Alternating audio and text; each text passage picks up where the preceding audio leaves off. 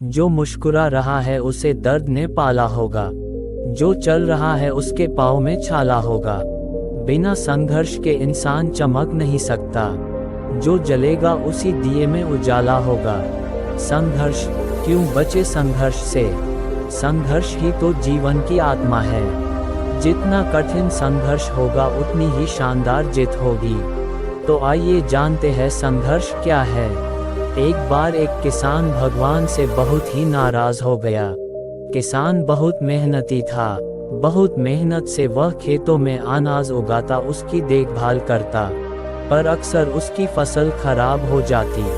कभी सूखा पड़ जाता, कभी बाढ़ आ जाती, तो कभी तेज धूप, कभी आंधी, कोई न कोई कारण बन ही जाता और उसकी फसल खराब हो जाती। एक दिन वह किसान गुस्से में आसमान की ओर देखकर भगवान से कहा, हे ईश्वर, आपको लोग सर्वज्ञाता मानते हैं कि आप सब जानते हैं, कहते हैं कि आपके इच्छा के बिना एक भी पत्ता नहीं हिलता, पर मुझे तो लगता है कि आप छोटी सी छोटी बात भी नहीं जानते। आपको तो ये भी नहीं पता कि खेती बाड़ी कैसे करते हैं। अगर आप जानते होते तो हर समय जो बाढ़, आंधी और तूफान आते हैं वो कभी नहीं आते। आप नहीं जानते कि कितना नुकसान उठाना पड़ता है हम किसानों को।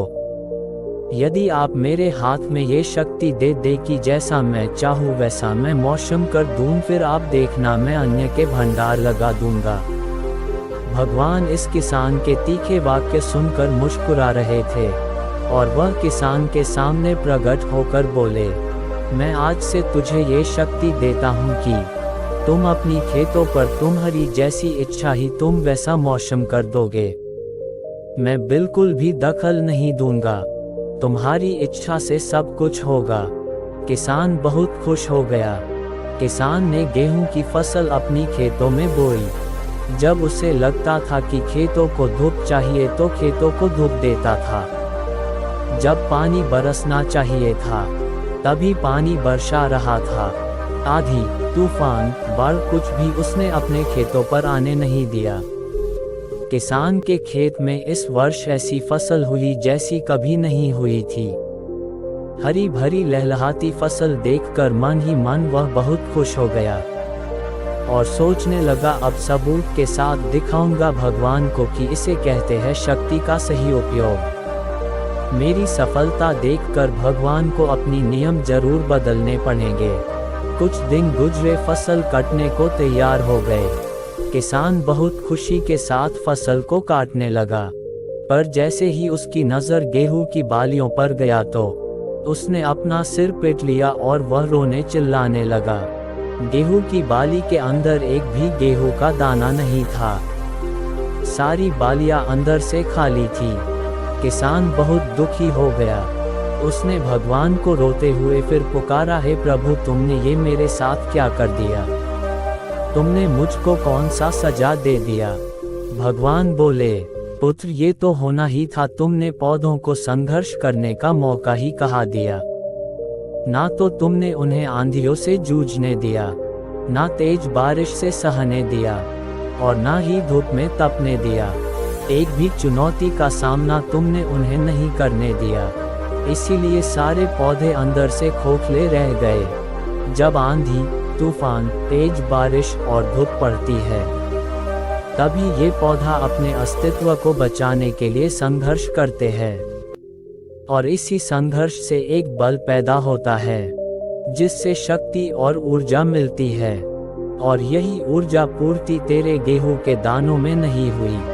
तूने उन्हें कठिन परिस्थितियों से गुजरने ही नहीं दिया, उनको पूरा संघर्ष करने ही नहीं दिया।